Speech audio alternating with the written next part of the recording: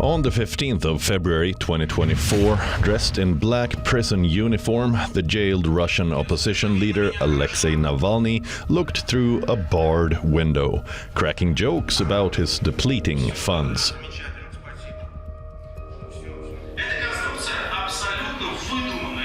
He urged the judge to use a bit of his high salary to top up his account.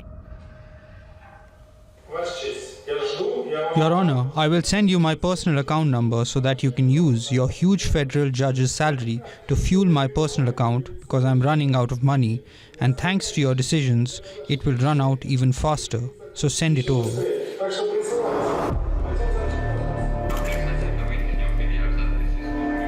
The 47-year-old appeared physically well and cheerful as he gave his testimony via video link.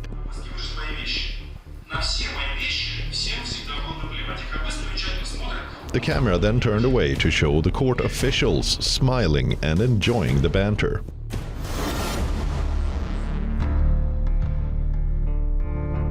Little did anyone know it would be Navalny's last public appearance.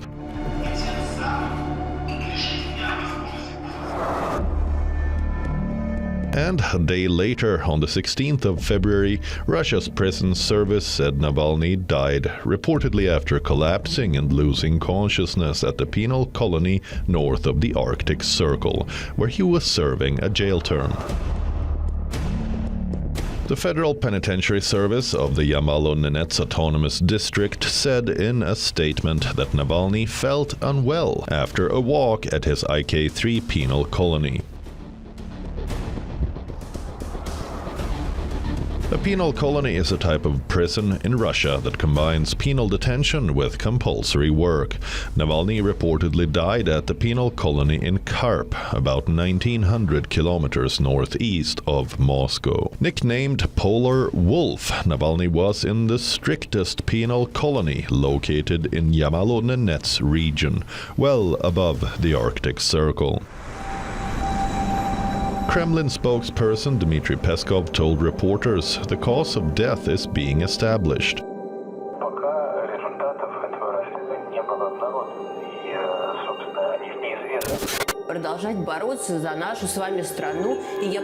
Hours after Navalny's death, his wife Yulia Navalnaya took to social media and said, "I love you," beside a picture of them together. The post showed a picture of the two together, their heads touching as they watched a performance. It brought a personal note to the loss she expressed more formally on a public stage after her husband's death was announced by the Russian prison service. 3 days ago, Vladimir Putin killed my husband, Alexei Navalny. Putin killed the father of my children. Putin took away the dearest thing I had, the closest and most beloved person.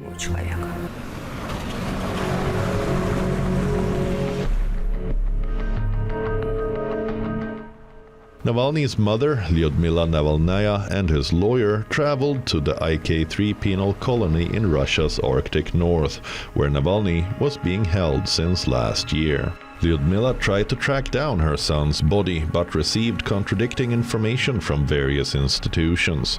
She left without seeing her son, and was told by officials that her son had been struck down by sudden death syndrome.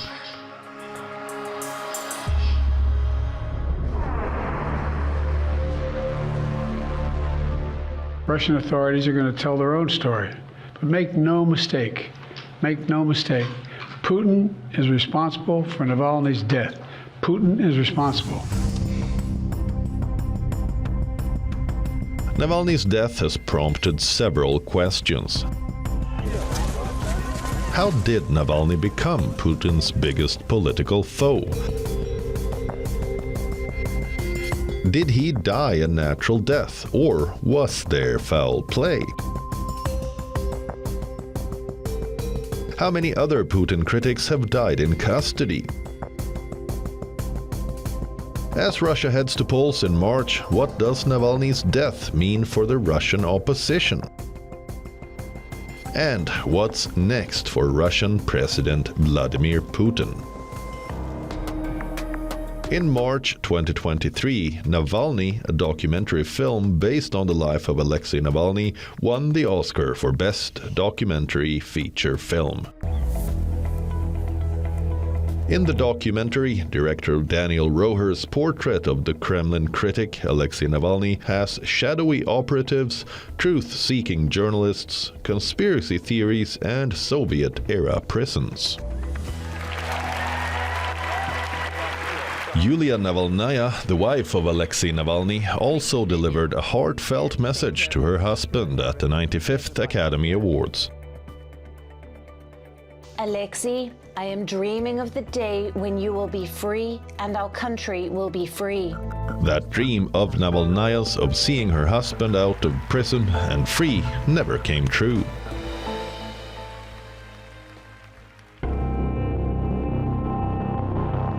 Cut to February 2024, 3 days after Navalny died in an Arctic prison. Navalnaya accused President Vladimir Putin of killing her husband.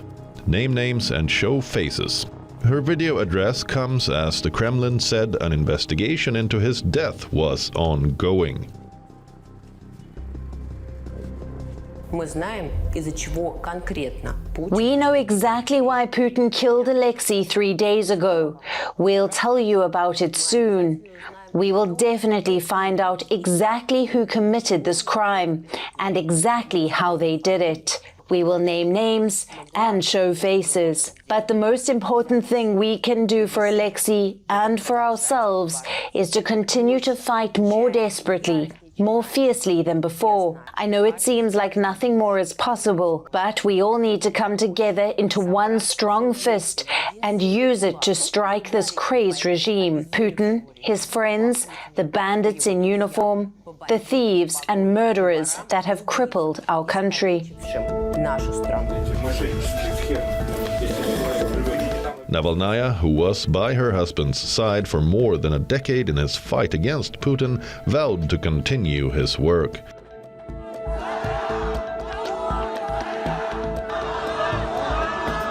So, who was Alexei Navalny? What did he do to make himself Putin's biggest antagonist in this Russian political power play?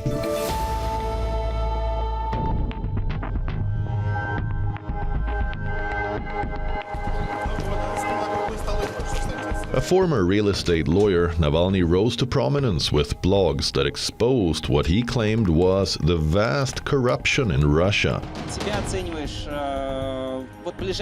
With an anti-corruption crusade that exposed the illicit riches of top regime figures in a series of videos, Navalny built a vast support base and Russia's biggest regional opposition network.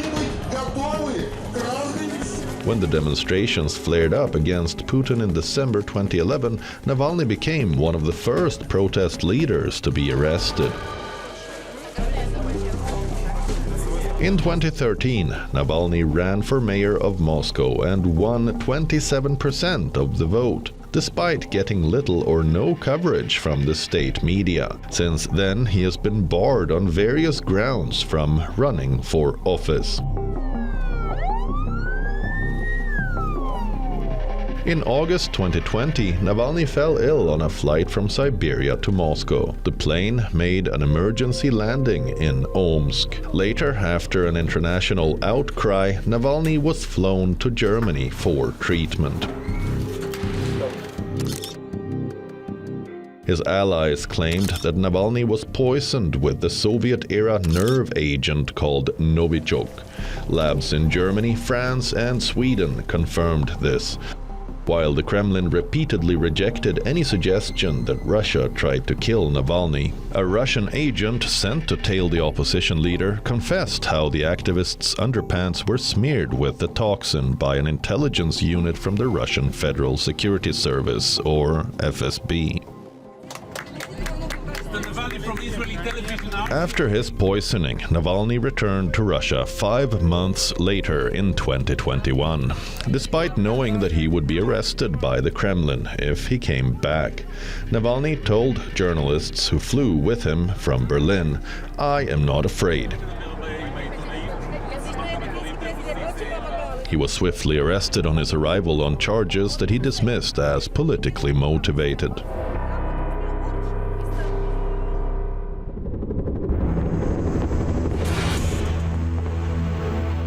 On the 24th of February 2022, when Russia invaded Ukraine, Navalny strongly condemned the war in social media posts from prison and during his court appearances. Investigators immediately launched a new probe.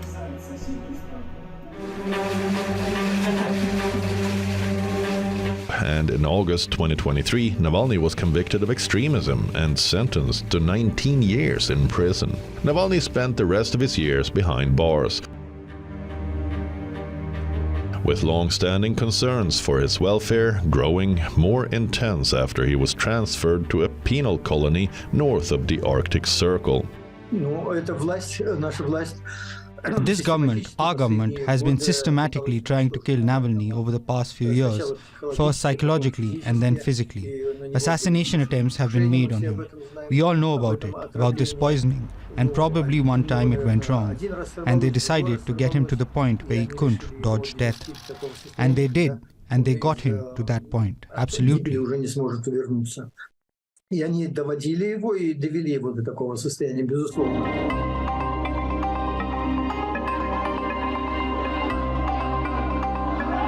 Navalny took opposition politics out of Moscow and St. Petersburg into distant regions and small towns. He brought about a generational shift in the ranks of the Russian opposition.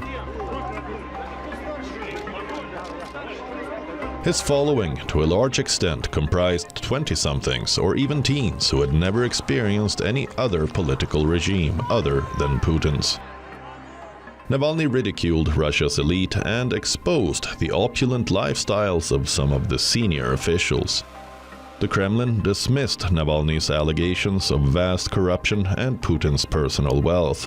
Navalny's movement was outlawed. Most of his senior allies fled Russia and now live in Europe.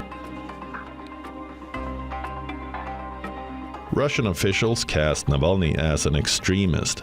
They say Navalny intended on trying to sow the seeds of revolution to weaken Russia and make it a client state of the West.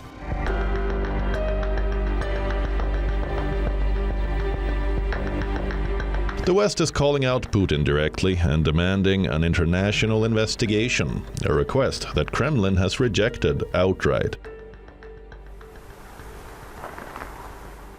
Meanwhile, an investigation into Navalny's death is underway in Russia, and Navalny's family is being told his body will be released 2 weeks later after a chemical analysis. Unlike Western politicians, Brazil's President Luiz Inácio Lula da Silva emphasized there should be a thorough investigation into the death of prominent Kremlin critics before making any accusations. In other words, if the death is under suspicion, the first thing that has to be done is an investigation to find out the cause of the citizen's death. Let's say that the forensic doctors say that the man died of this or that in order to be able to do a pre-analysis, because otherwise you can make an accusation now saying someone ordered the kill, and it wasn't so. Then what? Are they going to apologize?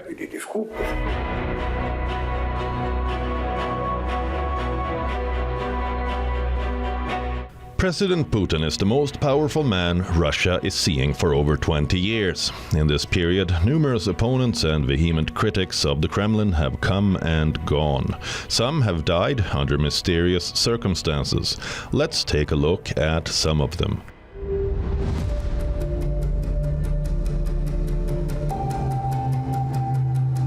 Alexander Litvinenko, a former member of the FSB security services, had become an opponent of Putin. He died of polonium-210 poisoning in London in 2006.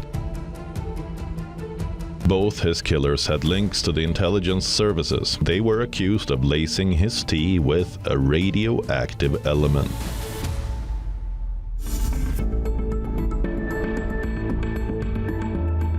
Once the deputy prime minister under Boris Yeltsin, Boris Nemtsov was a popular politician and harsh critic of Vladimir Putin. On a cold February night in 2015, Boris Nemtsov was walking across a bridge in Moscow after dinner with his Ukrainian girlfriend when an unknown assailant shot him several times in the back. Nemtsov died almost instantly, but his girlfriend escaped unhurt.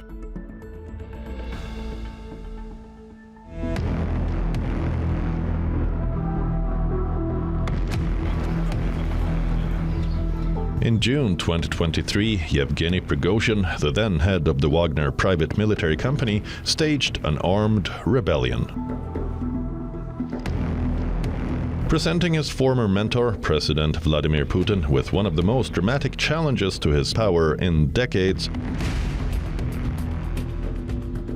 Prigozhin questioned the Kremlin's motives for invading Ukraine and accused the Russian defense minister Sergei Shoigu of ordering deadly airstrikes on Wagner fighters.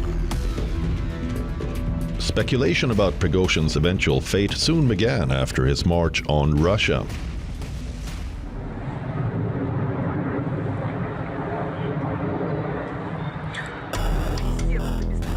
Exactly 2 months later, on the 23rd of August 2023, the mercenary leader's private jet fell out of the sky. Yevgeny Prigozhin was among the 10 people killed in the crash near Kushinkino in Tver Oblast, 100 kilometers north of Moscow. No concrete evidence, however, pointed to Kremlin's involvement. In October 2023, Vladimir Putin claimed the plane crash that killed Prigozhin was caused by hand grenades detonating inside the aircraft.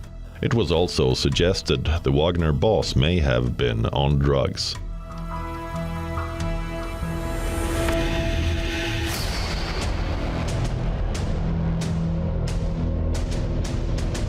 As one can see, most of the Kremlin's political critics are either dead, abroad, in exile, or in prison at home.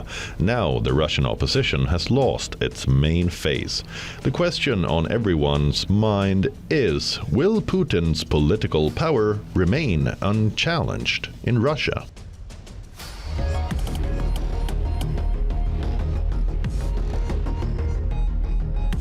Putin was born in 1952 in Leningrad, in the Union of Soviet Socialist Republic, or the USSR. It is now known as St. Petersburg, Russia. Putin served for 15 years in the KGB, the Soviet-era agency that was the counterpart to the CIA. The spy agency was a notorious symbol of the Cold War and later the focus of countless US spy novels and films. By 1994, Putin had become deputy mayor of the city of his birth, and by 1998, the director of the FSB, the KGB's domestic successor.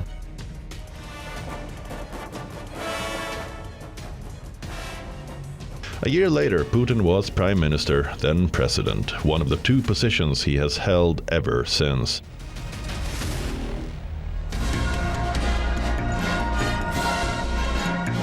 Over the last 3 decades, Putin has consolidated his grip on power and gained immense popularity. He always emphasized the restoration of Russian national pride, perhaps the basic reason why people in Russia are connected to him.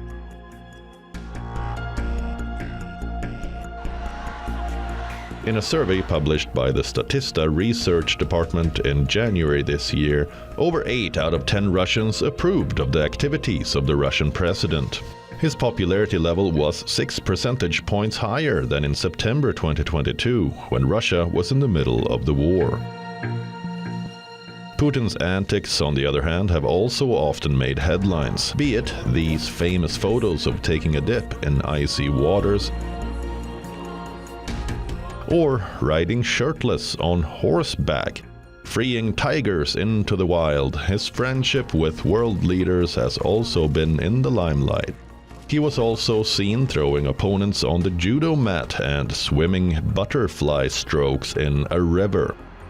Putin has been credited with raising the living standards of millions of Russians. But with 2 years of war and his critics mostly gone, it will be interesting to see how his popularity will fare now. Putin's next big test is the March 2024 presidential election.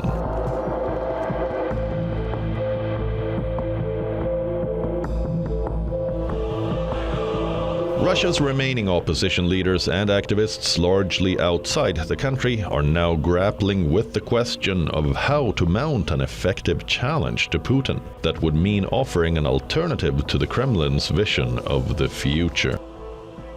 It is a difficult task, one in which even Navalny struggled. If anything, Navalny's stature as Putin's main opponent had grown after being sentenced to repeated jail terms. Navalny's passing happened less than a month before a presidential election in Russia. The remaining opposition groups and key political figures have different visions about what Russia should become and who should lead it. There's not even an anti-war candidate on the ballot to give Putin a token challenge in next month's election for a 6th term. Are the results of the elections then inevitable? Will Putin be crowned for another 6-year term and complete his 3rd decade in power? What message does it send out to the world? I think in terms of the implications, the West should probably take this as a message and as an indication that any attempts to give some sort of concessions to Putin will only backfire, because this is a regime that is willing to continue and to follow the strategy that they have been following for years and decades now. And I think it will only get worse.